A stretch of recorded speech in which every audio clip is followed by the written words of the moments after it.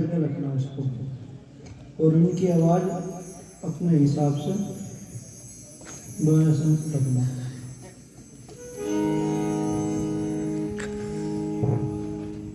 बहुत सुंदर सा ये कार्यक्रम आपके बीच में चल रहा है। कन्या गुरुकुल डोभी से भी संस्कृत का भाषण आपने सुना है। संस्कृत समस्त भाषाओं की जननी है और संस्कृत ही संस्कृति की रक्षा करेगी। सा प्रथमा संस्कृति विश्ववरा। ये लड़कियां आगे चल करके बहुत विदुषी लड़कियां बनेंगी। डोभी गुरुकुल में आप अपनी बेटियों को जरूर पढ़ाएं, क्योंकि गुरुकुल में वो मिलता है जो कहीं अन्यत्र नहीं मिलता है। मैं गुरुकुल की ही देन हूं जो आपके बीच में उपस्थित हूं। ये बहन निकिता गुरुकुल की देन है जो आपके बीच में उपस्थित है। गुरुकुल ने राष्ट्र की, समाज की रक्षा की है। गुरुकुल ने इस सनातन धर्म को बचाया है। गुरुकुल के महिमा गान करने के लिए मेरे पास में शब्द नहीं है। ये बेटियां राष्ट्र की, समाज की आधार हैं। ये तो कन्या गुरुकुल डोभी में आप जाएं, वहां का माहौल, वहां के लोग बड़े अच्छे हैं, वहां व्यवस्था अच्छी है।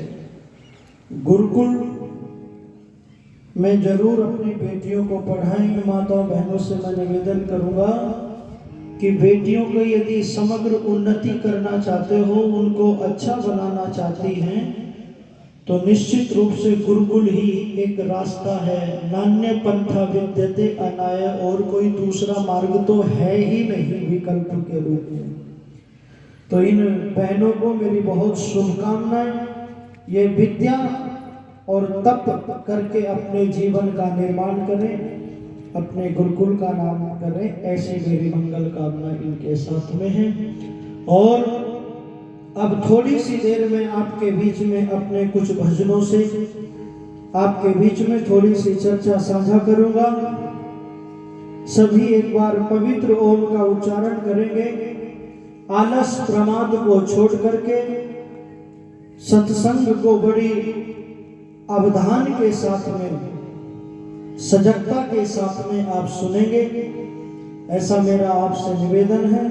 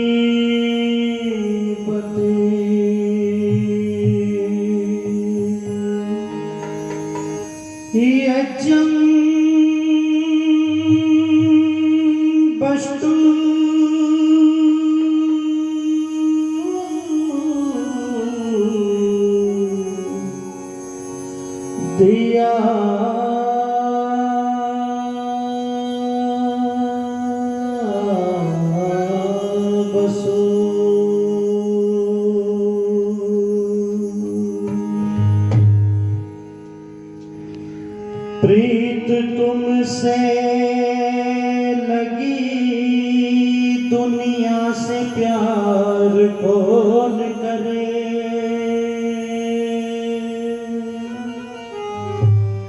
कोई कुछ भी कहे इसका विचार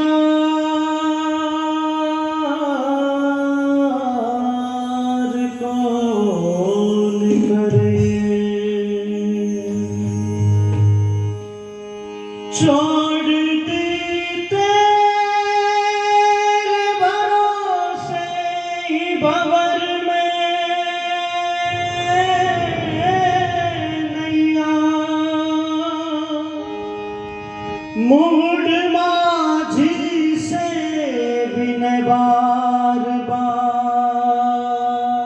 कौन करे करे।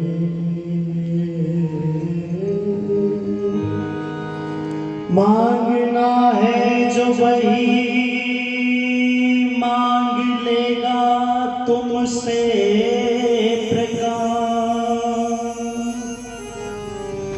बन के भिक्षुक पुकार द्वार द्वार कौन करे।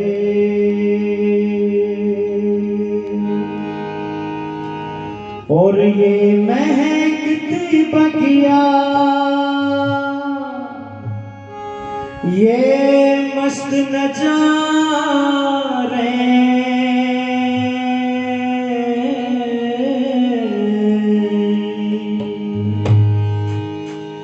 ये महकती बगिया,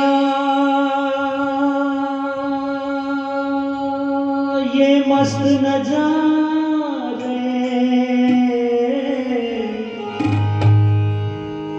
ये प्रभु का पता दे रहे हैं सभी।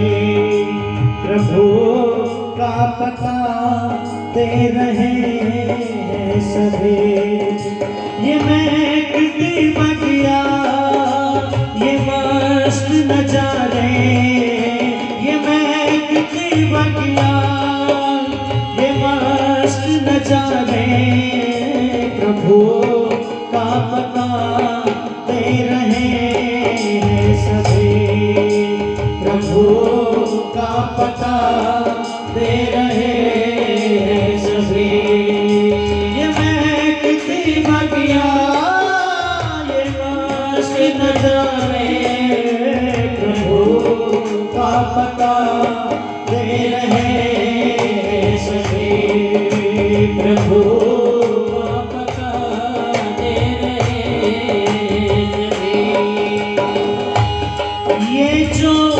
सरदार कल कल बहती है, ये जो सरदार कल कल बहती है, मानो उसकी बातें कहती है, मानो उसकी बातें कहती है। ये बहती नदियाँ नाले, ये बहती नदियाँ नाले, ये पर्वत सागर खारे, प्रभु का पता दे रहे सभी। प्रभु का पता दे रहे सभी। ये महकती बगिया, ये मस्त नजारे, प्रभु का पता दे रहे सभी। प्रभु का पता दे रहे सभी। बन के फूलों में खुशबू रहता है, बन के फूलों में खुशबू रहता है। सारा गुलशन उसी से महका है, सारा गुलशन उसी से महका है। बन के फूलों में खुशबू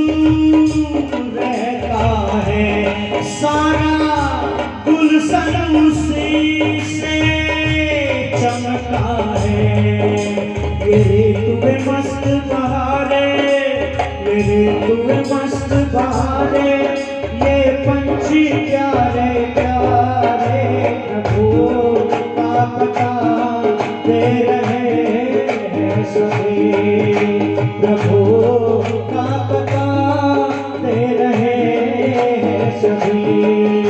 ये महकती बगिया ये मस्त नजारे, ये महकती बगिया ये मस्त नजारे, प्रभु का पता दे रहे हैं सभी, प्रभु का पता दे रहे हैं सभी। कैसी सुंदर है उसकी ये कारीगरी, कैसी सुंदर है उसकी ये कारीगरी, ऐसी कारीगरी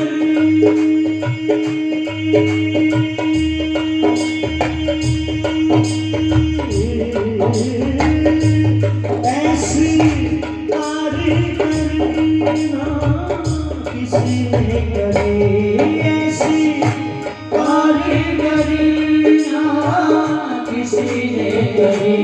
कैसी सुंदर है उसकी ये कारीगरी, ऐसी कारीगरी ना किसी ने करी।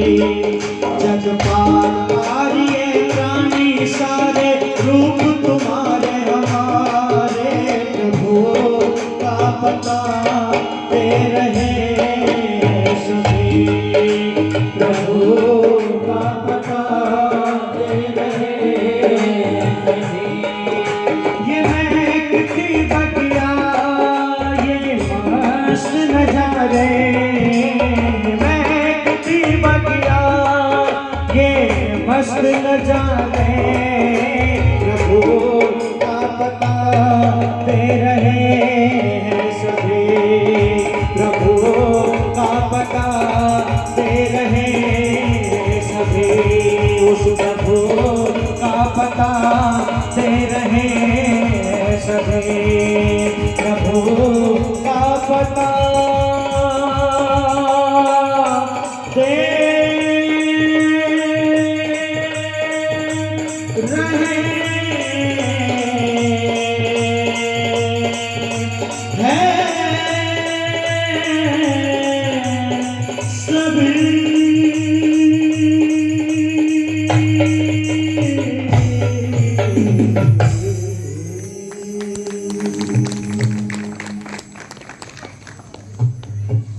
आर्य समाज के इस पावन मंच पर उपस्थित है आर्य जगत के बहुत उच्च कोटि के विद्वान सरल सौम्यता की प्रतिमूर्ति पूज्य आचार्य श्री धीरज कुमार शास्त्री जी,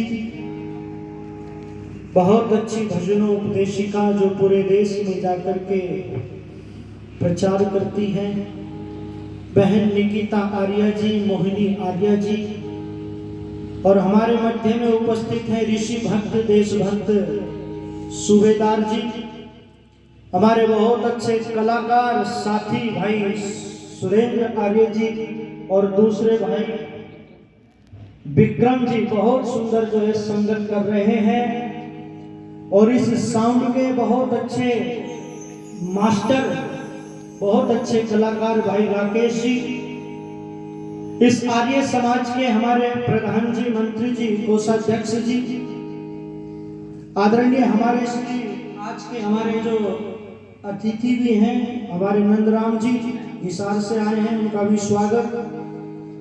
और पूजा के योग्य माताओं बहनों, धर्म प्रेमी बंधुओं, नौजवान साथियों, थोड़ी सी चर्चा मैं आपसे साझा करूंगा। वेद के अंदर परम पिता परमात्मा को न्यायकारी कहकर के बुलाया गया है। वेद के अंदर उस परम पिता परमात्मा को सर्वशक्तिमान कहकर के पुकारा गया है।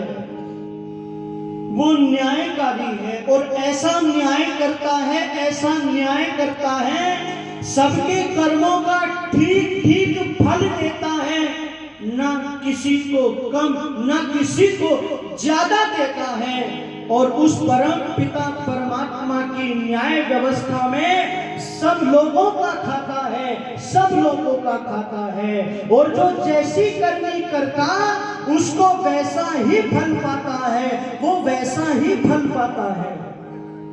आज तो समाज के अंदर लोगों दुकानें खुली हुई हैं। आज तो बहुत सारे लोग, गुरु लोग ये कह देते हैं कि तूने कितने ही बुरे कर्म किए हो, हमारे पास में आ जाओ, गुरु मंत्र ले लो, सेवा कर लो, दान कर दो, स्नान कर लो, जागरण कर लो, ये कर लो, तो तुम्हारे किए हुए कर्म जो हैं, जो पाप हैं, वो माफ हो जाएंगे। तुम्हारे इस जन्म के क्या, हम तो जन्म जन्मांतरों के पापों से तुम्हें मुक्ति दिला देंगे, मुक्ति दिला देंगे। पर जब वेद की शरण में गए, जब महाभारत की शरण में गए, जब गीता की शरण में गए, तो सारे लोगों ने एक स्वर में स्वर मिला करके यही कहा, ये गलत है ना, ना ये गलत है, ये झूठ है। उस परम पिता परमात्मा की व्यवस्था में कोई रिश्वतखोरी न यन मित्र सममान एति। उस परमात्मा की व्यवस्था में किसी आचार्य की, धर्माचार्य की, पैगंबर की कोई सिफारिश नहीं चलती है। वो परम पिता परमात्मा हमारा हिसाब ठीक करता है। इसलिए बहुत सुंदर पंक्तियां किसी कवि ने लिखी थी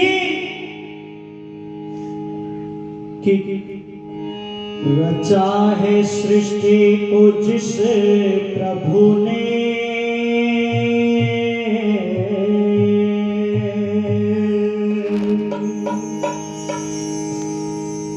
भगवान के चार काम है, चार काम। जहां सृष्टि को बनाता है, जहां सृष्टि की प्रलय करता है, जहां परम पिता परमात्मा सृष्टि की रचना करता है, वो कर्मों, जीवों के, समस्त जीवों के कर्मों का फल भी देता है, वो न्याय करता है। इसलिए लिखी पंक्तियां,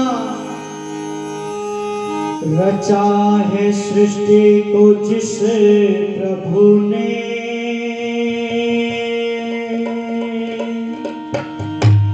वही ये सृष्टि चला रहे हैं।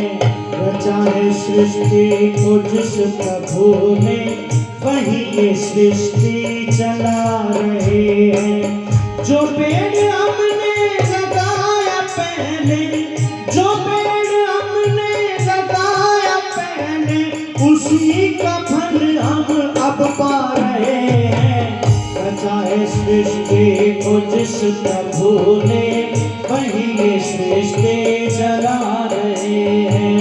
जो पेड़ हमने लगाया पहले, जो पेड़ हमने लगाया पहले, उसी का फल हम अब पा रहे हैं।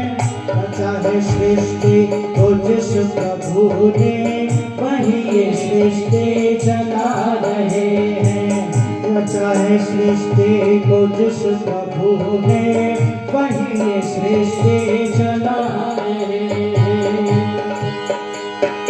इसी धरा पे शरीर पाए, इसी धरा पे शरीर पाए, इसी धरा में फिर सब समाए, इसी धरा में फिर सब समाए।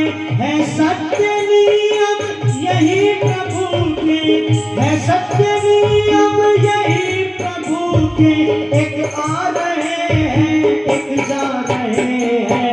रचा है सृष्टि को जिस प्रभु ने, वही सृष्टि चला रहे हैं। रचा है सृष्टि को जिस प्रभु ने, वही सृष्टि चला रहे हैं। जो पेड़ हमने लगाया पहले, जो पेड़ हमने लगाया पहले, उसी का फल हम अब पा रहे हैं। सृष्टि को जिस प्रभु ने, वही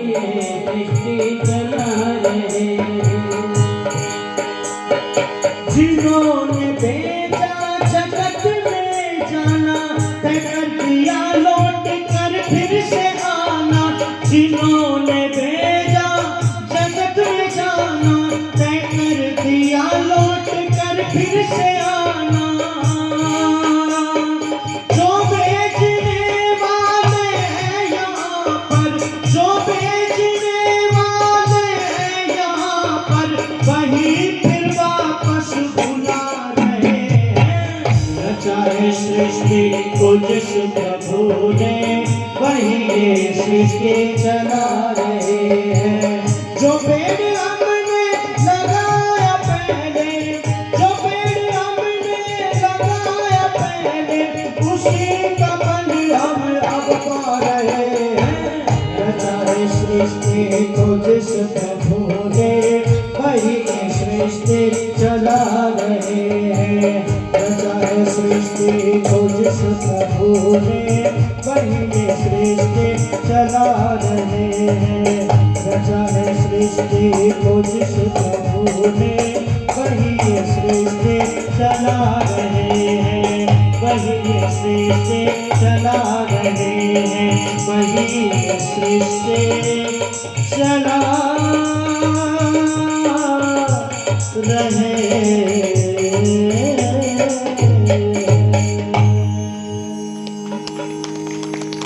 रचा है सृष्टि को जिस प्रभु ने वही ये सृष्टि चला रहे हैं।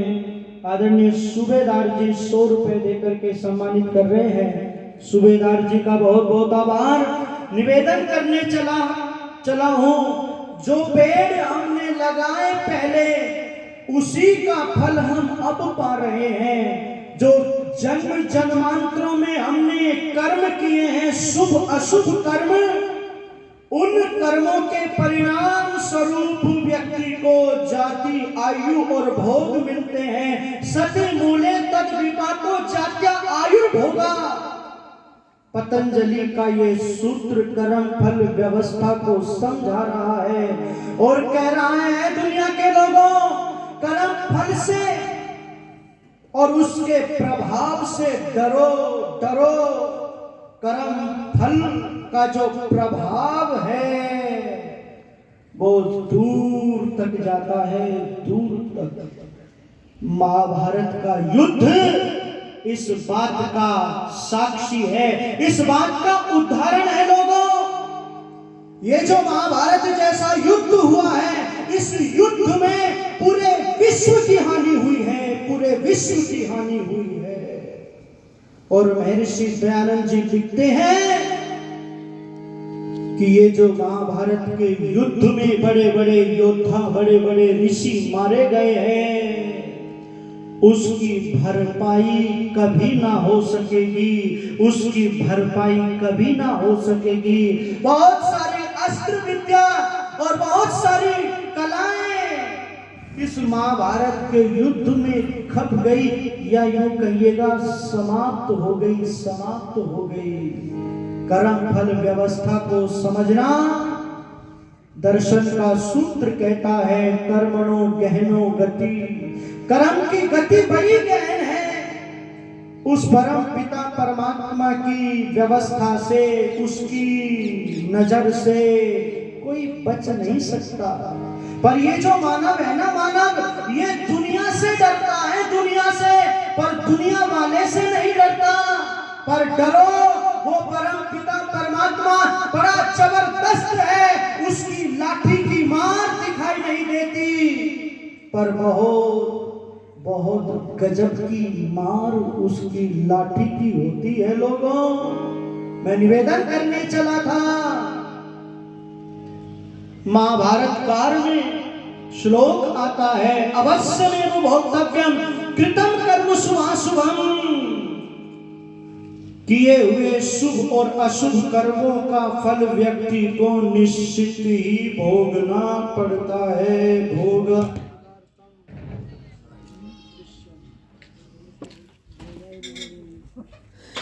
ये बड़ी दिक्कत है, ये ना प्रभात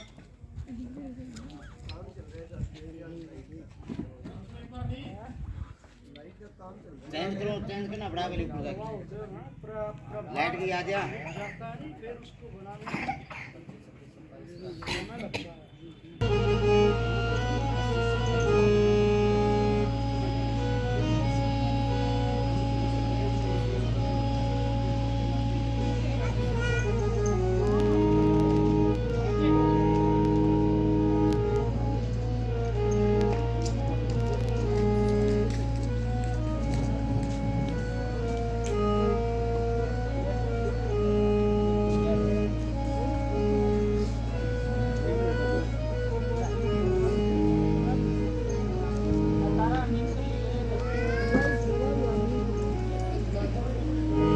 ओम ओम ओम।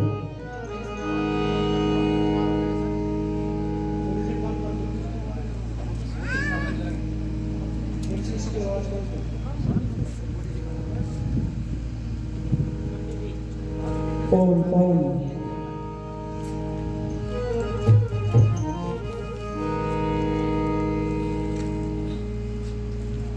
बैठ दो घड़ी कर प्रभु का भजन,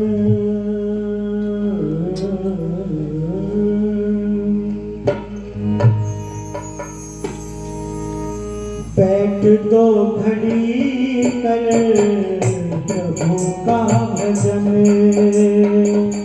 बंधनों से बच ले, बंधनों से बच ले करके यतन,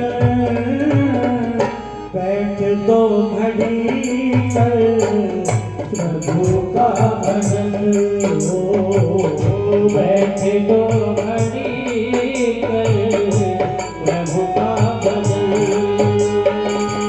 बंधनों से बच ले, बंधनों से बच ले करके यतन, बैठ दो घड़ी कर प्रभु का भजन,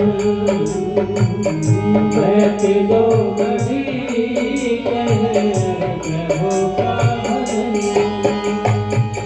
रचा जिसने सुंदर ये संसार सारा,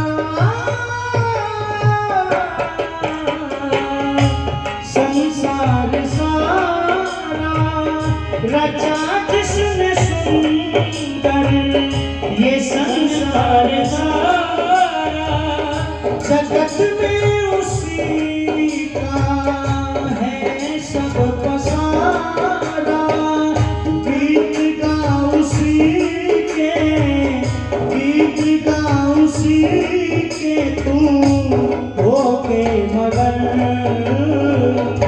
बैठ दो घड़ी कर प्रभु का भजन, हो बैठ दो घड़ी कर प्रभु का भजन, बंधनों से बच ले, बंधनों से बच ले करके यतन, बैठ दो घड़ी कर प्रभु का भजन, हो बैठ दो घड़ी कर प्रभु का भजन, तेरे लिए दुनिया बनाई, तेरे लिए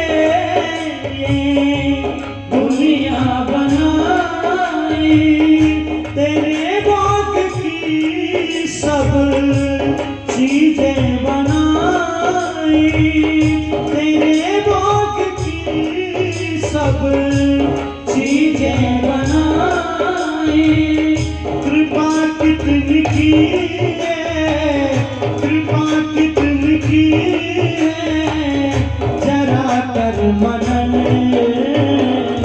बैठ दो घड़ी कर प्रभु का भजन, बैठ दो घड़ी कर प्रभु का भजन, बंधनों से बच ले, बंधनों से बच ले करके यतन, बैठ दो घड़ी कर प्रभु का भजन, हो बैठ दो घड़ी कर प्रभु का भजन, इच्छा न होगी कभी मन की पूरी, इच्छा न होगी कभी मन की पूरी, करो लाख कोशिश ये रहती अधूरी,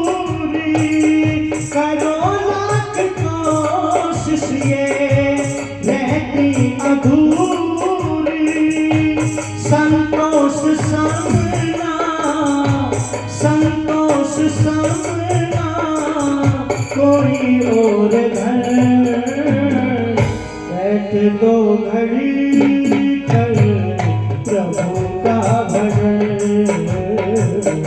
बैठ दो घड़ी कर प्रभु का भजन। बंधनों से बचने, बंधनों से बचने करके यतन, बैठ दो घड़ी कर प्रभु का भजन, बैठ दो घड़ी कर प्रभु का भजन। अगर चाहता है तू उद्धार अपना, अगर चाहता है तू उद्धार अपना, बना ले प्रभु कोई आधार अपना, बना ले प्रभु को आधार अपना। मधुर जिंदगी में, मधुर जिंदगी में खिलेंगे सुमन, बैठ दो घड़ी कर प्रभु का भजन, बैठ दो घड़ी कर प्रभु का भजन। बंधनों से बचने, बंधनों से बचने करके यतन, बैठ दो घड़ी कर प्रभु का भजन, बैठ दो घड़ी कर प्रभु का भजन, बैठ दो घड़ी कर प्रभु का भजन। बहुत काम आएगा प्रभु का भजन, बड़े काम आएगा प्रभु का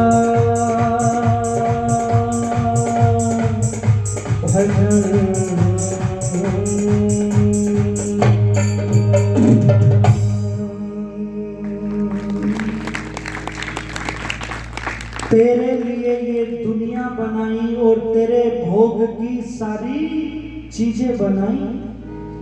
परमपिता परमात्मा इस जीवात्मा से बड़ा प्यार करता है। इसका कल्याण करने के लिए भगवान ने ये दुनिया बनाई थी और उस ईश्वर ने इस जीवात्मा को स्वतंत्रता दी, स्वतंत्रता कि तू अपना उद्धार करने के लिए स्वतंत्र है। ये जो जीव हैं और ये जो पशु पक्षी हैं ये परतंत्र हैं, ये अपना उद्धार नहीं कर सकते, ये अपना कल्याण नहीं कर सकते। उस परम पिता परमात्मा ने मुझे और आपको इस धराधाम में सबसे ऊंचा बनाया, सबसे ऊंचा, और ये कहा कर्म ऊंचे किए जाए मानव, तुझे ऊंचा यूं ही बनाया है। कर्म ऊंचे किए जाए मानव, तुझे ऊंचा यूं ही बनाया है।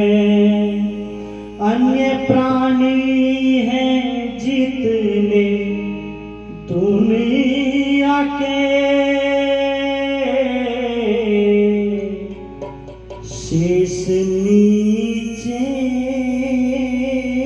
को करके चलते हैं। अन्य प्राणी हैं जितने दुनिया के,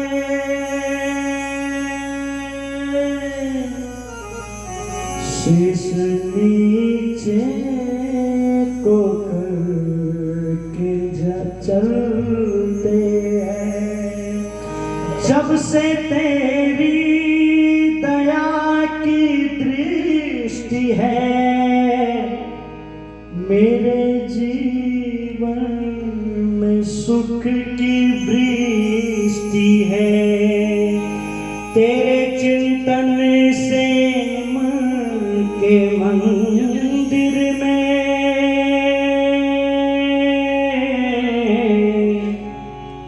तेरी यादों के दीप जलते हैं।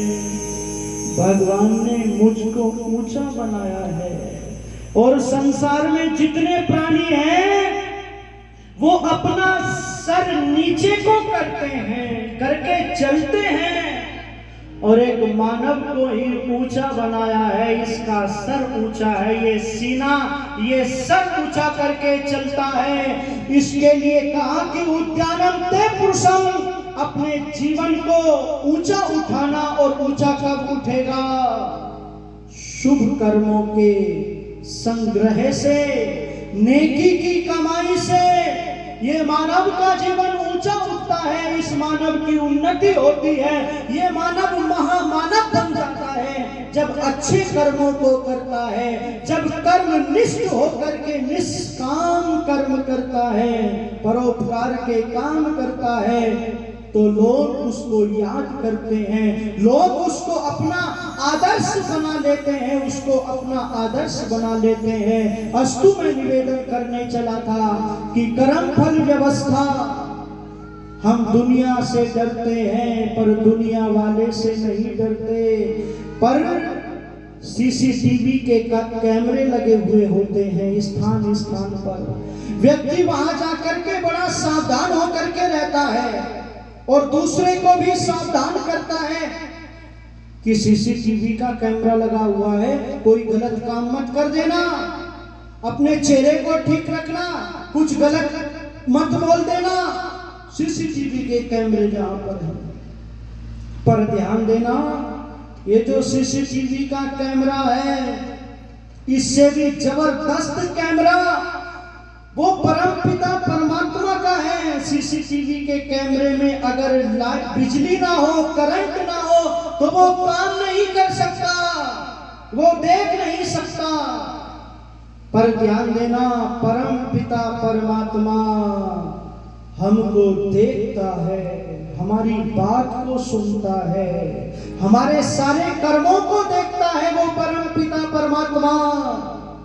इसलिए अथर्ववेद का मंत्र कहता है कि जो चलता है, जो खाता है, जो दो मित्र एकांत देश में गुप्त मंत्रणा करते हैं, जो मिलावट, धोखा, चोरी, जारी और उल्टे उल्टे काम करता है, उसको परमपिता परमात्मा जान रहा होता है, उसको देख रहा होता है। निवेदन आपसे ये करने लगा हूं कि उस परम पिता परमात्मा से हम कोई भी कर्म छुपा नहीं सकते। परम पिता परमात्मा की व्यवस्था ऐसी है कि हम जितने श्वास प्रश्वास लेते हैं, जन्म जन्मांतरों में या इस जन्म में हम जो पलके झपक रहे हैं, पलके, इसका भी हिसाब मेरे प्रभु की व्यवस्था में मेरा और आपका सुरक्षित रखा हुआ है, सुरक्षित रखा हुआ है। इसलिए आचार्य चाणक्य ने समझाया था क्या? ऋषि मुनि साधु सन्यासी, ऋषि मुनि साधु सन्यासी, अरे कह रहे ग्रंथ हमारे कर्म फल जाने न्यारे, कर्म फल जाने न्यारे, कर्म फल जाने न्यारे, कर्म फल जाने न्यारे। ऋषि मुनि साधु सन्यासी, ऋषि मुनि साधु सन्यासी, कह रहे ग्रंथ हमारे कर्म फल जाने न्यारे, कर्म फल जाने न्यारे, कर्म फल जाने न्यारे, कर्म और एक शब्दों को जरा ध्यान से सुनना, चिंतन करना। कौन सा चिंतन करें? एक पिता के दो बेटे हैं, दोनों उसको प्यारे। एक पिता के दो बेटे हैं, दोनों उसको प्यारे। एक माँ की गोदी में खेले, दोनों सुभग दुलारे। एक माँ की गोदी में खेले, दोनों सुभग दुलारे। एक गद्दी पर एक गलियों में,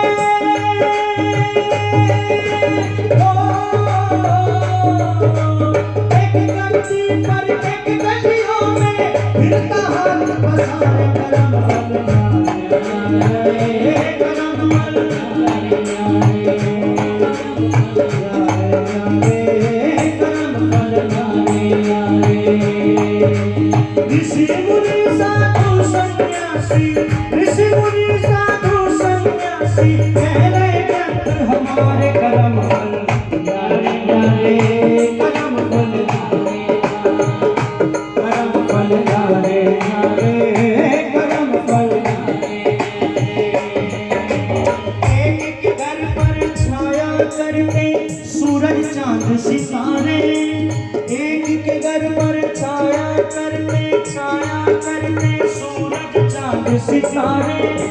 हीरे मोती लाल जवाहर सुख के साधन सारे। हीरे मोती लाल जवाहर सुख के साधन सारे। एक के घर में बैठे रोते,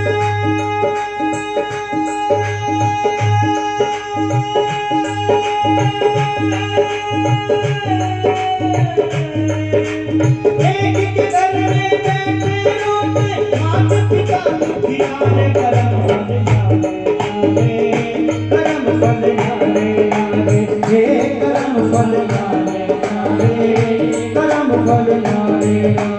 ऋषि मुनि साधु सन्यासी, कहले व्यक्त हमारे करम फल न्यारे, करम फल न्यारे, हो करम फल न्यारे, करम फल न्यारे। एक के घर पर खेल रहे हैं बच्चों के लंगारे। एक के घर पर खेल रहे हैं बच्चों के लंगारे। खाने पीने की वस्तु के भरे पड़े भंडारे। खाने पीने की वस्तु के भरे पड़े भंडारे। एक के बालक फिरे भटकते,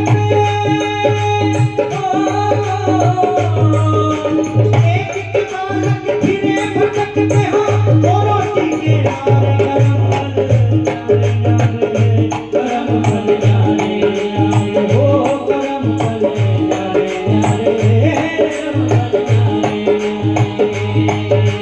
ऋषि मुनि साधु सन्यासी, कहले व्यक्त हमारे करम फल न्यारे, करम फल न्यारे, हो करम फल न्यारे, करम फल न्यारे।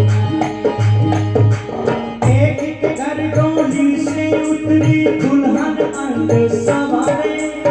एक के घर डोली से उतरी, एक के घर डोली से उतरी दुल्हन अंग सवारे। एक के घर से उठा जनाजा हाहाकार मचा रे। एक के घर से उठा जनाजा हाहाकार मचा रे। समझ सका रे वो नाम तक,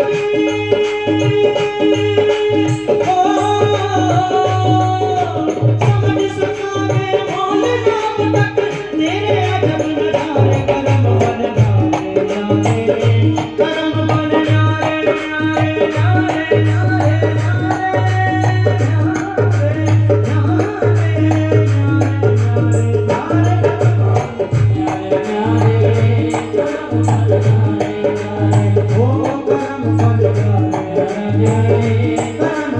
न्यारे, ऋषि मुनि साधु सन्यासी, कहले व्यक्त हमारे करम फल न्यारे, करम फल न्यारे, हो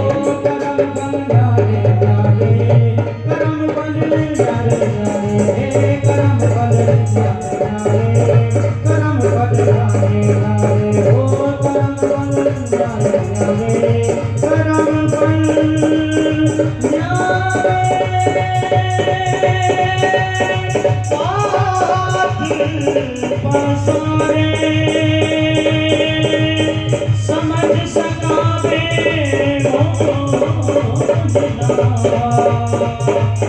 ये तेरे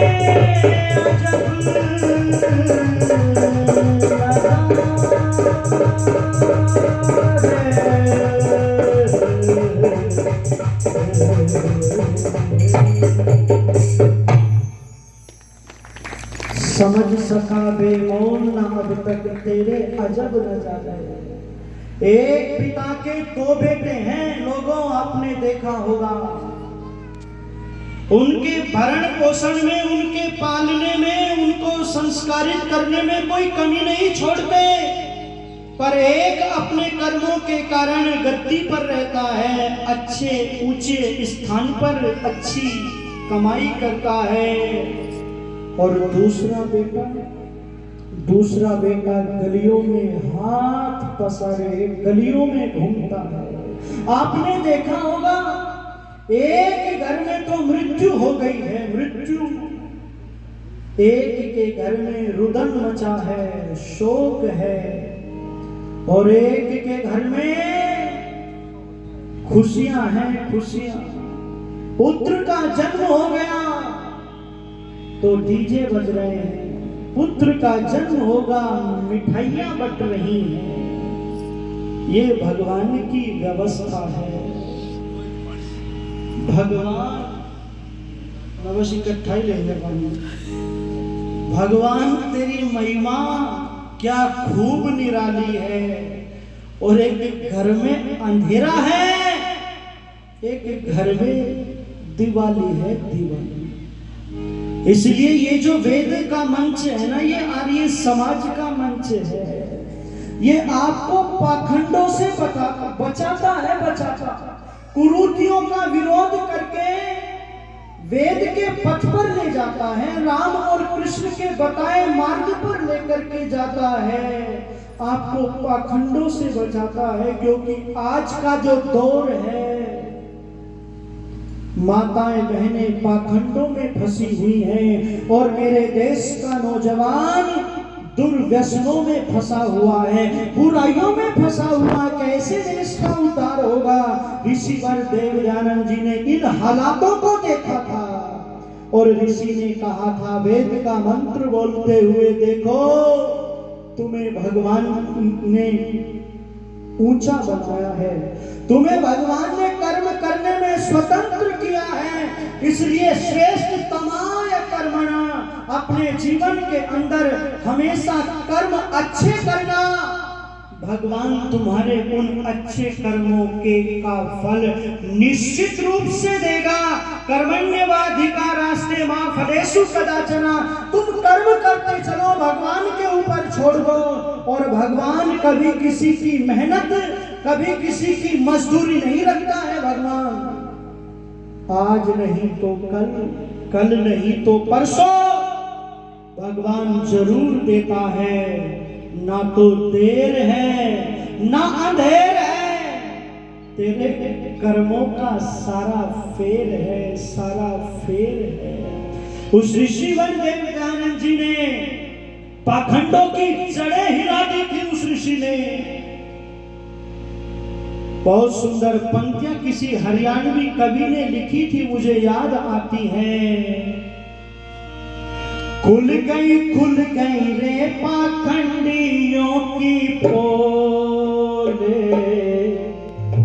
दयानंद तेरे आने से।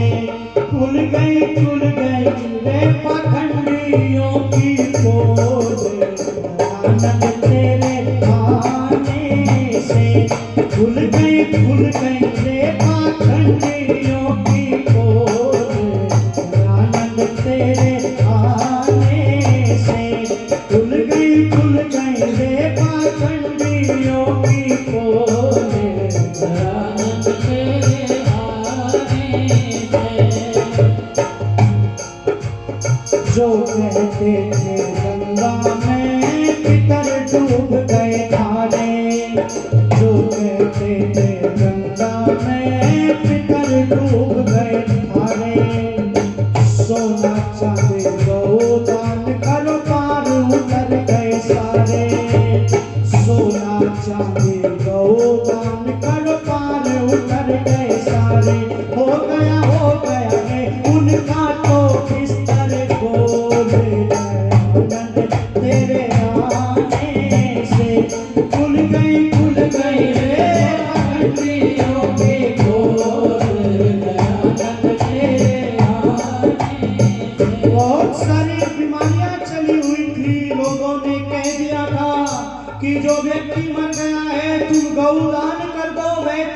नदी से पार हो जाएंगे। तुम सोना चांदी दान कर दो, सो वे बैतरणी नदी से पार हो जाएंगे। ऋषि ने कहा ये गलत है, ये मरने वाले के साथ में ठगी है, ये बहुत बड़ी एक ठगी है। उस ऋषि ने इसका विरोध किया। और आज भी बहुत सारे पोप जो है हरिद्वार में ठगने का काम करते हैं। गांव में बहुत सारे जो है पंडित का नाम लेकर के वो पोप बने हुए हैं। वो पंडित नहीं है, वो अविद्या के आचार्य है, वो अविद्या के आचार्य है। निवेदन आपसे कर दूं, शाम का समय एक पोप घर जाने की तैयारी कर रहा था। वो हरिद्वार के अंदर माथे पर चंदन लगा करके लोगों को ठगने का काम करता था। चंदन समाप्त हो जाता था तो घर चला जाता था, लोगों को ठगता था, अपना काम बनाता था, लोगों को गुमराह करता था। अपने घर को जा रहा था कि एक जाट देवता जी आ रहे थे। इसने सोचा इस जाट देवता को भी ठगता चलूं, इससे भी कुछ लेता चलूं। अब इसने सोचा तेरे पास में तो चंदन नहीं है, कैसे इस जाट देवता को ठगेगा। अब जैसे ही जाट देवता जी इसके सम्मुख आए, इसने अपना एक प्रोग्राम बना लिया। इसने गंगा जी की रेती का एक बहुत बड़ा ढेर बना लिया और उसके सम्मुख जाट देवता को रोक करके बोला ठहरो ठहरो ठहरो। जाट देवता जी ठहर गए और जाट देवता से कहने लगा, अपना प्रोग्राम बनाया हुआ था उसने तो। बोले तू सुन यजमान भाग्यवान, अब दे दे तू मुझे गौदान। चंदन से खाली हो गया है चंदन दान, इसलिए यह गंगा जी की रेती है, तू चंदन करके मान। तिलक जो है चंदन का नहीं, गंगा की रेती का तिलक कर दिया। बोले इसको चंदन मान ले और अब मुझे गौदान दे दे, गौदान तेरा उद्धार हो जाएगा, तेरा स्वर्ग, तेरा परिवार वैतरणी नदी से पार हो जाएगा, तेरे पितर पार हो जाएंगे। अब जाट देवता ने इसकी ओर देखा और देख करके बोला अभी आपको दान देता हूं। गंगा में गया और गंगा में जाट देवता जी डुबकी मार करके एक मेंढकी पकड़ करके लाए। मेंढकी तो आपने देखी होगी, क्यों माता? मेंढकी देखी तो होगी, यहाँ पर भी होंगी मेंढकी। उस मेंढकी को मुट्ठी में बंद करके लाया और उस पोप के सामने जा करके उसी की टोन में कहता है, तू सुन पोप भाग्यवान, अब ले ले तू मुझसे गौदान। गौ तो मेरे पास में नहीं जो इस समय में करता तुझको दान, इसलिए यह गंगा जी की मेंढकी है, तू भी गौ करके मांग।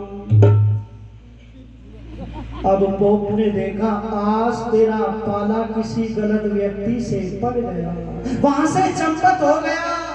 ऋषि दयानंद जी अमर ग्रंथ सत्यार्थ प्रकाश में चर्चा करते हैं, यदि जाट जी जैसे सारे लोग हो जाएं तो ये बुराइयां, ये कुरीतियां, ये पाखंड को करके चले ये समाप्त हो जाएंगे।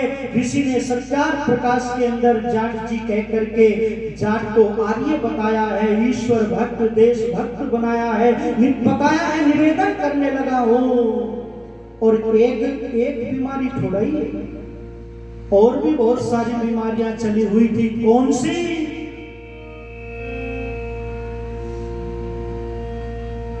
हवन जनेऊ गायत्री से पढ़ना पाप समान, हवन जनेऊ गायत्री से पढ़ना पाप समान, हवन जनेऊ गायत्री से पढ़ना पाप समान। वैदिक धर्म की टूटी गई बोले, आनंद तेरे आने से। वैदिक धर्म की टूटी गई बोले, आनंद तेरे आने से। खुल गई रे पाखंडियों की बोले, आनंद तेरे आने से। बाल विवाह और सते कथा से नारी नरक की खार,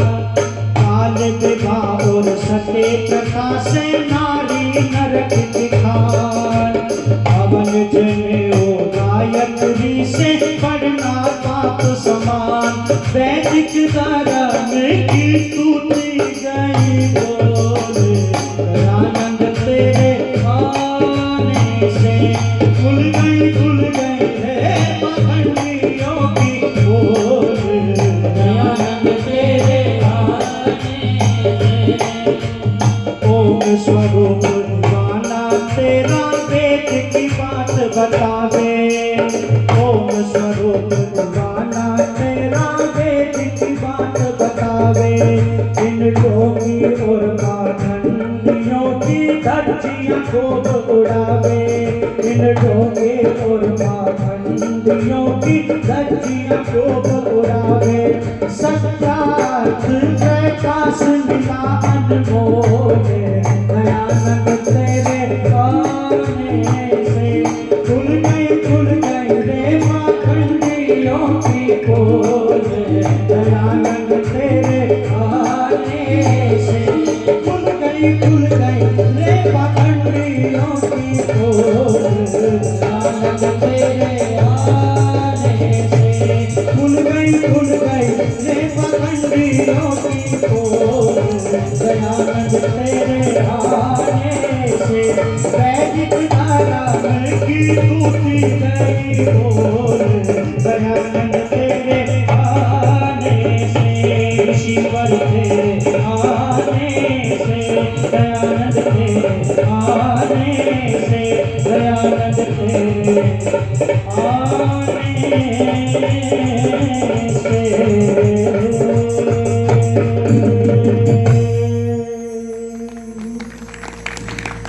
बाल विवाह और सती प्रथा से नारी नरक की खान। इस देश के अंदर बाल विवाह चले हुए थे और ये बाल विवाह तो लोगों आज भी चले हुए हैं। राजस्थान की भूमि पर चले जाएं आप, आज भी लोग गर्भ में ही लड़का और लड़की की शादी करा देते हैं।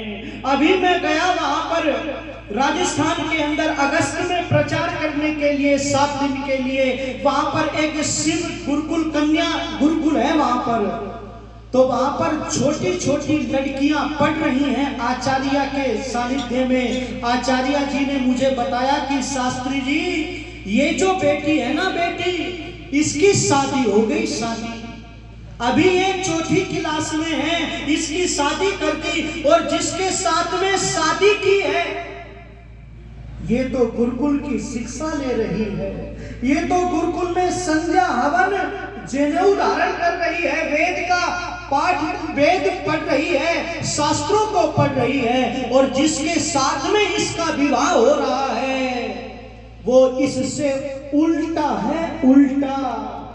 अब इसका विवाह लोग जबरदस्ती उसके अनपढ़ के गवार के साथ में कर देंगे। मैंने बहुत विरोध किया पर मैं अकेली पड़ गई।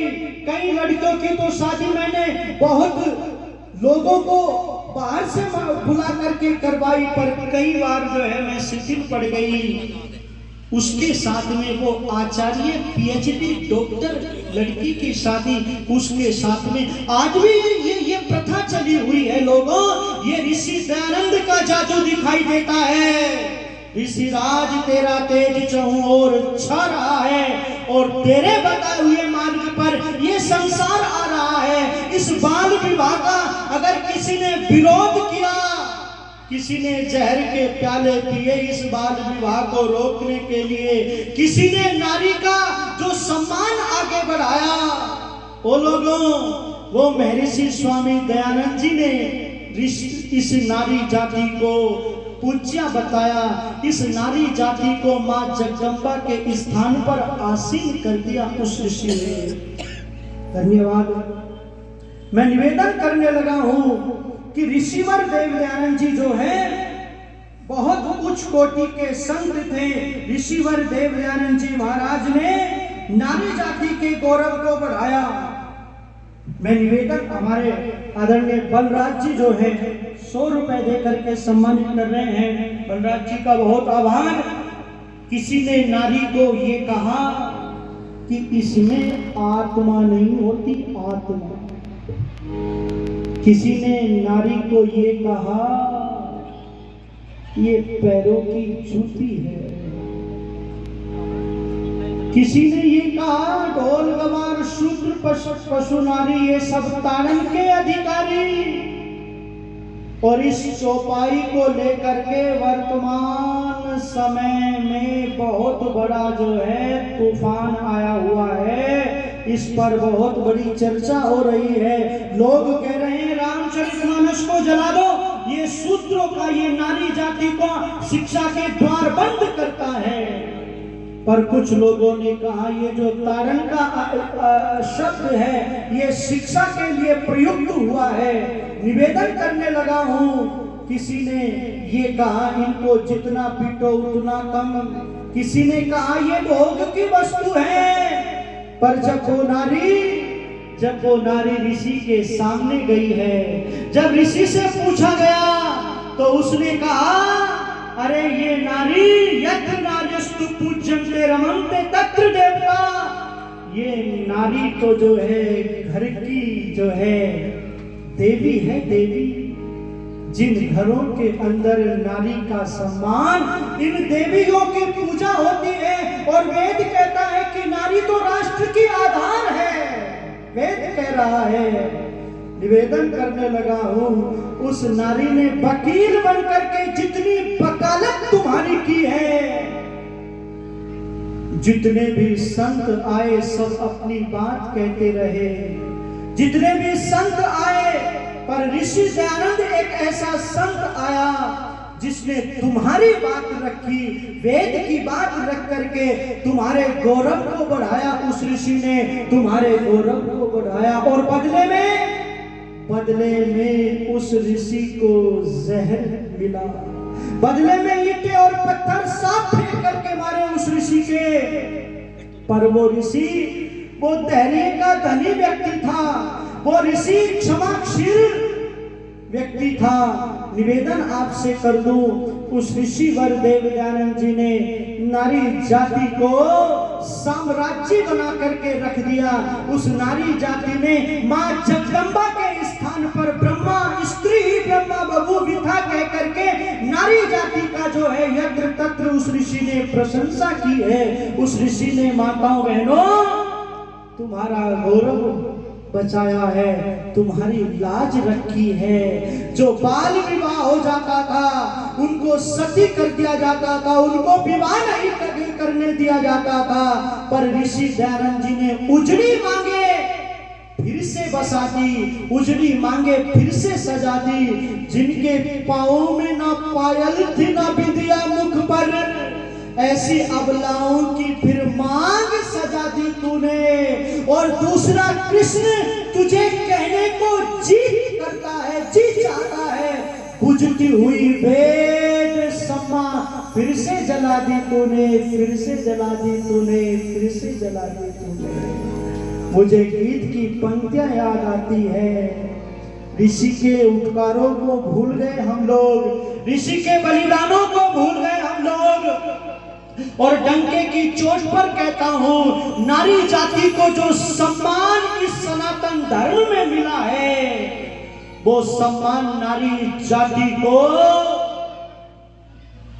मुसलमानों में नहीं मिला है, ईसाइयों में नहीं मिला है, और बहुत सारे स्थानों पर वो सम्मान नहीं मिला जो सम्मान आज भी जो है नारी जाति को सनातन धर्म में मिलता है। निवेदन आपसे ये करने लगा हो कि ऋषिवर देवदयानंद जी ने जहर के प्याले पिए और बेमौल जी ने बहुत सुंदर पंक्तियां लिखी।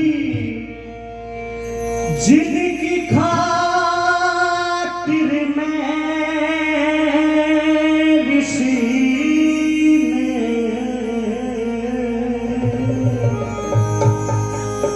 विष भरे प्याले पिए,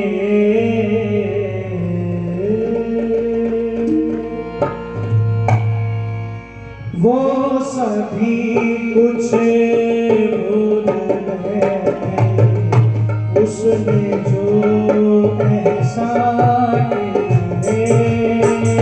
जिनकी खातिर में विष भरे प्याले पिए, वो सभी कुछ भूल गए उसने जो एहसान किए। वो सभी कुछ भूल गए उसने जो एहसान किए। फूलों के मिले कमल आयो उपहार में उनका अपना बीता जीवन ईंटों की बौछार में उम्र भर झेली मुसीबत जख्म औरों के सीने वो सभी कुछ भूल गए उस जो ऐसा जिनकी खातिर में सीने विष भरे प्याले दिए वो सभी कुछ भूल गए उसने जो ऐसा वेद का संदेश सबको उम्र भर देता रहा आपदाएं कुल जहां के अपने सर लेता रहा काट कर अनमोल मोती बदले में पत्थर लिए वो सभी कुछ भूल गए उसने जो ऐसा किए जिनकी खातिर मेरी सीने इस भरे प्याले पिए वो सभी कुछ भूल गए उसने जो ऐसा किए सर्दी गर्मी धूप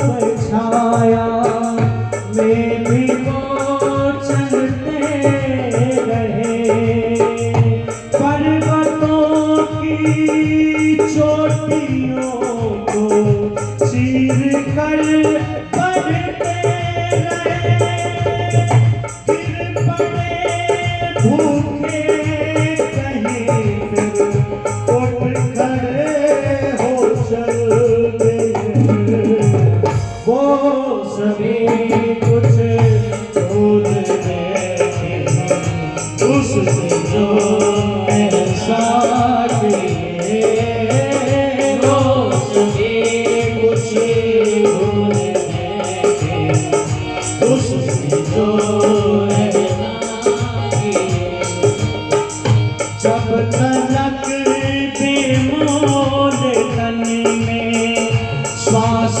आए जाएंगे तब तलक गुरुदेव तेरे गीत गाए जाएंगे पाएंगे आदर सदा वो औरों की खातिर जिए वो सभी कुछ भूल गए उसने जो ऐसा किए वो सभी कुछ भूल गए उसने जो ऐसा किए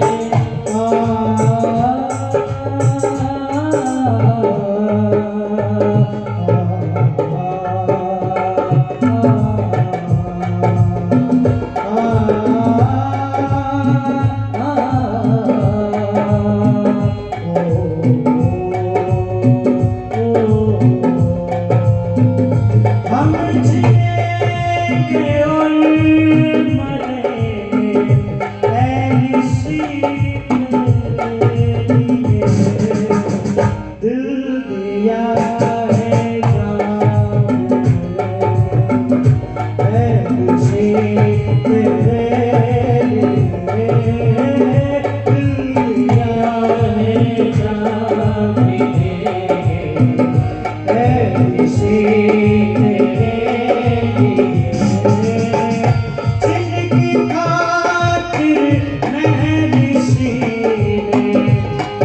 भरे प्याले पिए वो सभी कुछ दूर है उसकी जो ऐसा वो सभी कुछ दूर है उसकी जो ऐसा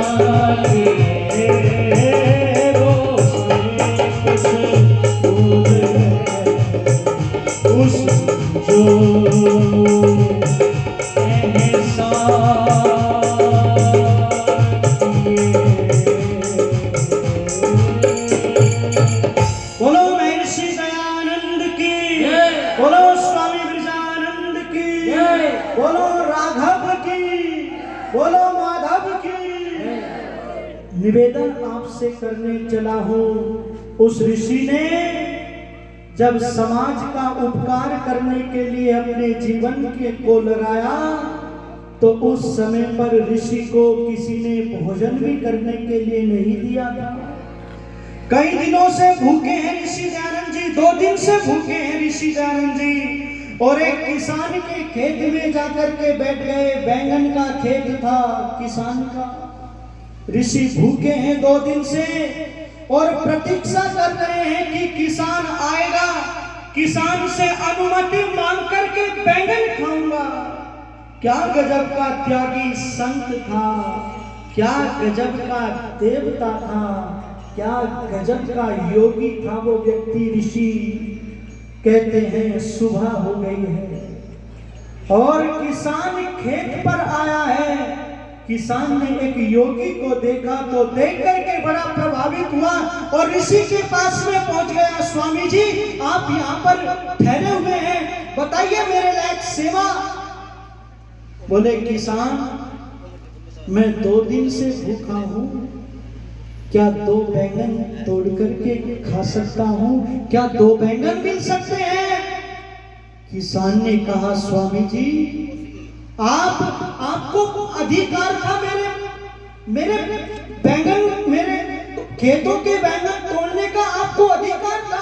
आप तो सन्यासी हैं, सन्यासी की रक्षा करना गृहस्थी का परम कर्तव्य है। स्वामी जी ये कैसी बात की आपने?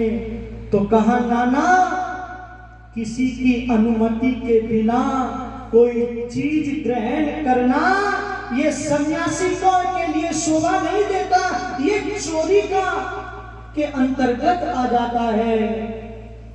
ऐसा था वो ऋषि और किसान की वकालत करता है, किसान की प्रशंसा करता हुआ सत्यार्थ प्रकाश में कहता है कि ये किसान तो राजाओं का राजा है, ये किसान राजाओं का राजा है। क्या कहूं उस ऋषि के विषय में, ऐसा कोई सा क्षेत्र नहीं है जहां पर ओम का झंडा लेकर के वो ऋषि आगे ना बढ़ा हो। उस ऋषि ने कामना किया हो सत्यार्थ प्रकाश को पढ़ना, तुम्हारे जीवन की धारा बदल जाएगी। सत्यार्थ प्रकाश को पढ़ना, ईश्वर भक्ति का संगम मिलेगा वहां पर। राजा का राष्ट्र के प्रति क्या कर्तव्य होता है, माता पिता का संतानों के प्रति क्या कर्तव्य होता है। और ये जितने भी मत मतांतर हैं, इन सारे मत मतांतरों की पोल और जड़ें हिला करके ऋषि दयानंद जी ने रख दी। इनकी सबकी जड़ें हिला दे।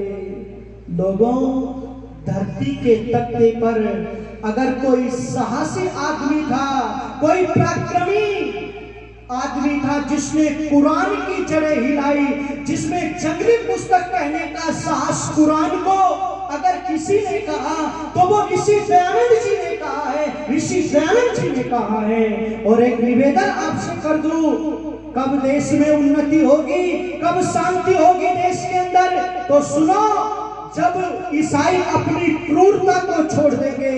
अरे ईसाई क्रूरता को छोड़ देंगे और मुसलमान, ईसाई धूर्तता को और मुसलमान क्रूरता को, और ये हिंदू जिस दिन अपनी मूर्खता को छोड़ देगा, अपनी मूर्खता को छोड़ देगा, उस दिन समाज में शांति आ जाएगी। उस दिन समाज में प्रेम की गंगा बह जाएगी, प्रेम की गंगा बह जाएगी। वो ऋषि देश के लिए जिया, समाज के लिए जिया, वेद के लिए जिया, माता बहनों के लिए जिया, गाय माता के लिए जिया। गौ करुणानिधि पुस्तक में वो ऋषि गौओं की वकालत करता है। गौ करुणानिधि में गौ का और बैल का गौरव बतलाता है कि ये इतना महोपकारक पशु है। जब आर्यों का राज्य था, जब राम का राज्य था, तब ये पशु आवारा नहीं घूमते थे। लोग इनकी रक्षा, इनकी पूजा करना सबसे बड़ा कर्तव्य मानते थे। इनकी रक्षा करने में राष्ट्र की रक्षा है। और जहां पर गौ आदि बैलों का नाश हो जाता है, वहां पर राजा और प्रजा का भी विनाश हो जाता है। ऋषि लिख रहे हैं, ये बढ़ती हुई, ये दौड़ती हुई बैलगाड़ियां यदि ये आपको उन्नति का प्रतीक लगती हैं, ये कारें यदि आपको उन्नति का प्रतीक लगती हैं, तो सुनो, ये घटती हुई बैलगाड़ियां विनाश का प्रतीक है। ये विनाश का प्रतीक है। इसलिए उस ऋषिवर देव दयानंद जी ने पाखंडों से हटा करके हमें वेद से जोड़ने का काम किया। उस ऋषि ने इन गुरुडम से हटा करके सच्चे गुरु से जोड़ने का प्रयास किया, उस ईश्वर से जोड़ने का प्रयास किया।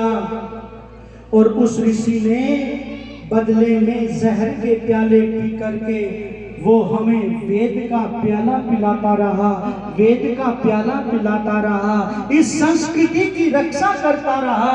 गांव-गांव में जाकर के वेद का संदेश देता रहा, गांव-गांव में जाकर के शूद्रों का उद्धार करता रहा, गांव-गांव में जाकर के मानव जाति की रक्षा करता रहा वो ऋषि। इसलिए प्रकाश जी ने पंक्तियां लिखी थी कि उस ऋषि के इतना गुणगान हम कहां तक करें। उस ऋषि का गुणगान हमारे पास में शब्द नहीं है उस ऋषि की महिमा का बखान करने के लिए। प्रकाश जी ने पंक्तियां लिखी थी,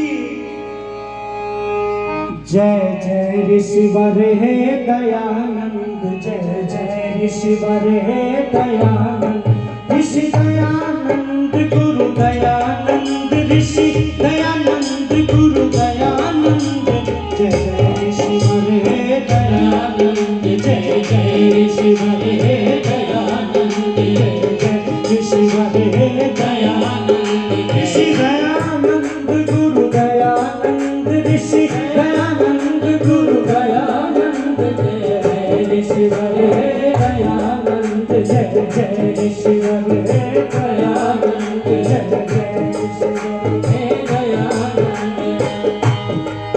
करे आर्य जाति गौरव बखान, वैदिक युग का कर कीर्तिगान, करे आर्य जाति गौरव बखान, वैदिक युग का कर कीर्तिगान, करे आर्य जाति गौरव बखान, वैदिक युग का कर कीर्तिगान, ऋषि संगत कर दी सावधान, ऋषि संगत कर दी सावधान, तुमने फिर है आनंद कंद, जय जय ऋषिवर हे दयानंद, जय जय ऋषिवर हे दयानंद, ऋषि दयानंद गुरु दयानंद, ऋषि दयानंद गुरु दयानंद, जय जय ऋषिवर हे दयानंद, जय जय ऋषिवर हे दयानंद। भग प्रपंचियों के विकट टोल, अमृत में मिशते रहे घोल, भग प्रपंचियों के विकट टोल, अमृत में मिशते रहे घोल, भग प्रपंचियों के विकट टोल, अमृत में मिशते रहे घोल, छाया घनघोर अंधकार नित्य बंधन को सुख बुद्ध ईश्वरीय जाल विसर्जन, अस्त व्यस्त करने के काज पश्चिम को सभ्यता में भग प्रपंचियों के विकट टोल, अमृत में मिशते रहे घोल, छाया घनघोर अंधकार नित्य बंधन को सुख बुद्ध ईश्वरीय जाल विसराता, वैदिक सभ्यता को अस्त व्यस्त करने के काज पश्चिम को सभ्यता में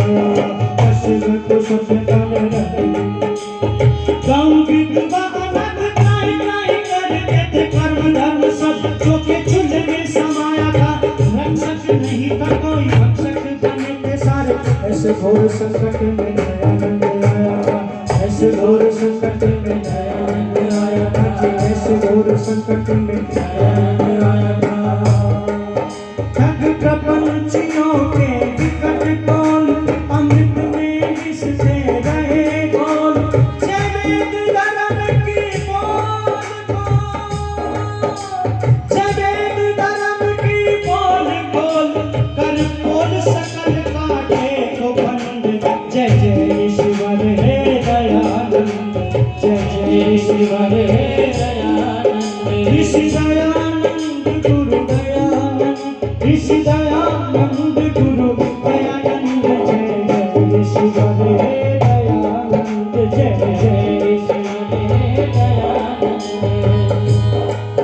गुरुदेव तुम्हारे गुण अनेक, मुख में कवि के गिराए, गुरुदेव तुम्हारे गुण अनेक, मुख में कवि के गिराए, उसके पराग में जो भृंग की उमंग, आज चंद पे चकोर बार बार बलिदान है, दीदी पतंग को जो लक्ष्य है महान है, इन्हीं हृदय में प्रभु वंदना ठिकान है, इन्हीं हृदय में प्रभु वंदना ठिकान है। सूरा रस खान और तुलसी के छंदन में रामकृष्ण चर्चा की अनोखी पहचान है, निर्धन का भी कोई काम काहू पे गुमान करे, कोई अपने देव दयानंद के गुमान करे, कोई अपने देव दयानंद के गुमान करे, कोई अपने देव दयानंद के गुमान करे। प्रतिभान पास विद्या विवेक, प्रतिभान पास विद्या विवेक, किस विधि गुण गाए प्रकाश चंद, जय जय ईश्वर हे दयानंद, जय जय ईश्वर हे दयानंद, ऋषि दयानंद गुरु दयानंद, ऋषि दयानंद गुरु दयानंद, जय जय ईश्वर हे दयानंद, जय जय ईश्वर हे दयानंद, जय जय ईश्वर हे दयानंद, जय जय ईश्वर हे दयानंद, जय जय ईश्वर हे दयानंद, जय जय ईश्वर हे दयानंद, जय जय ईश्वर हे दयानंद, जय जय ईश्वर हे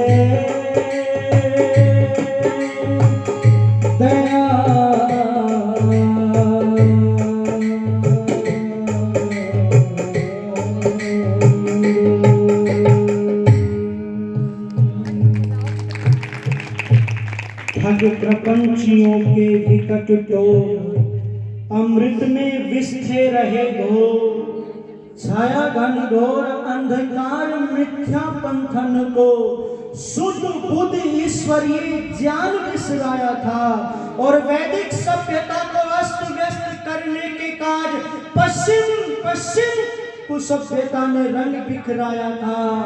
रक्षक बने थे, भक्षक बने थे सारे, और ऐसे घोर संकट में ऋषि दयानंद आया था।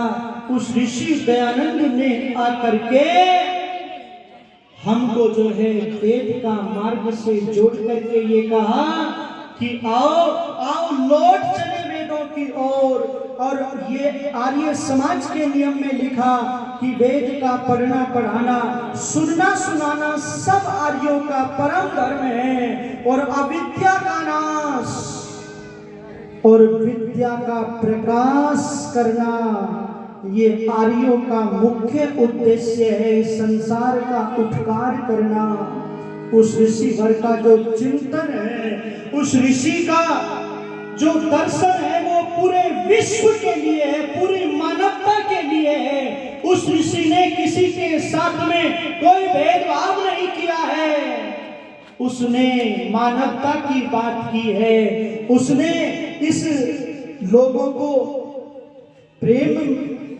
के लिए जोड़ने का प्रयास किया उस ऋषि ने। और उस ऋषि ने हमको ये कहा कि इन पाखंडों से बच करके तुमको वेद का मार्ग पकड़ना होगा। यदि वेद का मार्ग तुमने पकड़ लिया तो तुम्हारी चतुर्दिक उन्नति होगी। इसलिए मैं जो प्रारंभ में चर्चा आपसे करने लगा था कि हमको शुभ कर्म करने चाहिए। श्रेष्ठ तमाय कर्मणा, वेद आज्ञा दे रहा है, कृत विवाहिता, मेरे एक हाथ में कर्म है कर्म और दूसरे हाथ में फल है फल। वेद कह रहा है कुर्वन्न वेह कर्माणि जिजी विशेषतम समाह एवं कोई नान्यते तो अस्ति न कर्म लिप्यते नरे। 100 वर्षों तक अच्छे कर्म करने का उपदेश वेद माता दे रही है। वेद कह रहा है, हमारे ऋषि कह रहे हैं कि कर्म प्रधान विश्व रचि राखा, जो जस करी सो तस फल चाखा। सकल पदार्थ हैं जग माही, कर्महीन नर पावत नाही। कर्मों के फल से न बचोगे, चलना बहुत संभाल के। और अभी समय है, अभी बदल लो तेवर अपनी चाल के। अभी समय है, अभी बदल लो तेवर अपनी चाल के। एक काम बस दम चमकाना, तरह तरह के वेश बनाना। वैसे तो तू बड़ा सयाना, पर ना स्वयं को ही पहचाना। बोएगा जो वो काटेगा, यही नियम संसार के, यही नियम भगवान के। अब भी कुछ नहीं बिगड़ा है, अब भी तू चौराहे पर खड़ा है, अब भी समय शेष पड़ा है। भगवान की राह पकड़ ले, मन से कपट निकाल के। और रोएगा जब दर्शन होंगे अपने ही कंकाल से।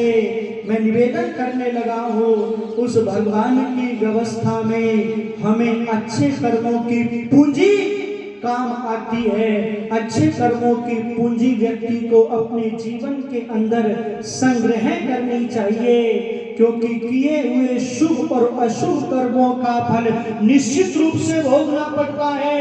और यदि आपको इतिहास का उदाहरण चाहिए तो वाल्मीकि की रामायण को उठा करके पढ़ना। वेद के मंत्र यदि थ्योरी है तो रामायण उसका प्रैक्टिकल है, प्रैक्टिकल। महाराज दशरथ से अनजाने में महाराज दशरथ से बाण छूट गया था। अंधेरी रात्रि में वो बाण जो है श्रवण को जाकर के लग गया था, और उस बाण से श्रवण मृत्यु को प्राप्त हो गया था, मृत्यु को। और उस श्रवण ने ये कहा था,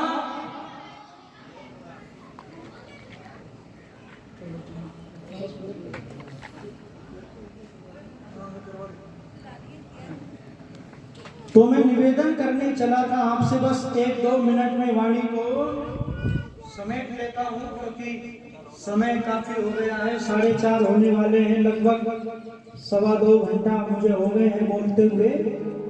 मैं निवेदन करने लगा हूं। श्रवण ने ये कहा, राजा तुमने अच्छा नहीं किया, तीर छोड़ दिया मेरे ऊपर। मैं अपने अंधे माता पिता की प्यास बुझाने के लिए आया था।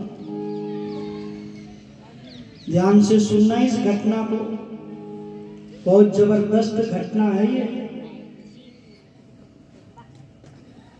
और मेरे माता पिता प्यासे होंगे, प्यासे, और वो मेरे दुख में दुखी होंगे। राजन, उनको पानी पिला देना, और पानी पिलाने से पहले अपनी वाणी को मत हिला देना। अगर बन सके तो मुझे एक बार ला करके मिला देना उनसे। बहुत ध्यान से सुनना बात को। बुढ़ापे में ये सारी कहानी याद आती है, मेरी और आपकी बुढ़ापे में आती है। एक बूढ़ा व्यक्ति कह रहा था मेरे से कि भाई मोहित, अब बुढ़ापे में जो है ऐब याद आते हैं, ऐब। बुढ़ापा खाली रहता है, कोई बैठता ही नहीं पास। मत कर ऐब जवानी में, एक रोज बुढ़ापा आ गया। बुढ़ापे में ऐब याद आते हैं, कहानी याद आती है सारी। उस बालक का प्राणांत हो गया जो श्रवण था, आज्ञाकारी सेवक माता पिता का। उसका प्राणांत हो गया। जल लेकर के चल पड़े हैं, पश्चाताप कर रहे हैं कि आज एक बालक का तेरे हाथ से जो है प्राणांत हो गया है। एक दीपक को बुझा दिया है, अंधे माता पिता के दीपक को बुझा दिया मैंने। पश्चाताप कर रहे हैं। पानी का घड़ा उनके हाथ में सौंपा तो उनको पहचान लिया कि आज जल लेकर के बेटा नहीं आया, कोई और व्यक्ति आया है। पूछ लिया, तुम श्रवण नहीं हो, तुम हमारे बेटे नहीं हो, तुम कौन हो, तुम बोलते क्यों नहीं? राजा दशरथ ने कहा, जिस बेटे की तुम प्रशंसा कर रहे हो, जिस बेटे का तुम गुणगान कर रहे हो, सुनो मैं अयोध्या नगरी का राजा दशरथ हूँ और तुम्हारे बेटे पर अनजाने से मेरे तीर छूट गया, वो मृत्यु को प्राप्त हो गया, प्राणांत हो गया, घड़ा हाथ से छूट गया। ये बात सुन करके और एक बात कही थी, राजन कर्म करने से पहले सोचा नहीं था, मनन नहीं किया था। मत्वा कर्माणि सिद्ध्यति सामनुष्य, तुमने चिंतन नहीं किया था उसके लाभ पर हानि पर। और सुनो राजन, आज जिस तरह हम पुत्र वियोग में तड़प तड़प करके दम तोड़ रहे हैं, एक दिन आएगा तू भी पुत्र वियोग में तड़प तड़प करके दम तोड़ेगा। और लोगों, घटना घट गई, राम वन को जा रहे हैं और राजा दशरथ तो राम तो आराम है राजा दशरथ का। राम के बिना ना रह सकूंगा, कैकेयी से कहा था। राम वन को चले गए, आंखों में से आंसू आने बंद हो गए, नींद नहीं आ रही। वो घटना याद आती है अंतिम समय में, वो बात याद आती है कि जिस प्रकार से हम पुत्र वियोग में तड़प के दम तोड़ेंगे, तू भी ऐसे ही तोड़ेगा, तू भी ऐसे ही तोड़ेगा। और ऐसे ही हाय राम कह करके राजा दशरथ का प्राणांत हो गया था। इसलिए निवेदन करना चाहता हूं, अच्छे कर्मों का फल भी मुझे यही भोगना है और बुरे कर्मों का फल भी यही भोगना है। स्वर्ग और नरक भी यही है, यही है स्वर्ग नरक। तो ये थोड़ी सी चर्चा मैंने कर्म फल व्यवस्था को लेकर के आपसे साझा की है। आप लोग मुझे बड़े मनोयोग से सुन रहे थे और मैं मनोयोग से सुनाई जा रहा था। मैं आप सभी लोगों का हृदय की गहराई से अपनी वाणी को विराम देता हुआ बस यही अपनी वाणी को विरमित करता हूँ। इत्यो सम।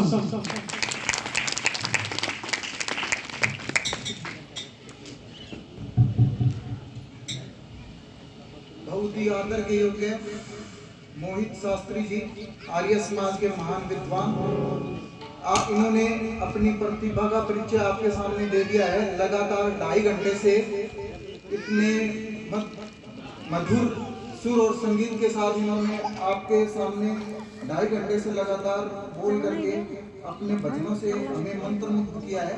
इसके लिए हम इनका आभार व्यक्त करते हैं।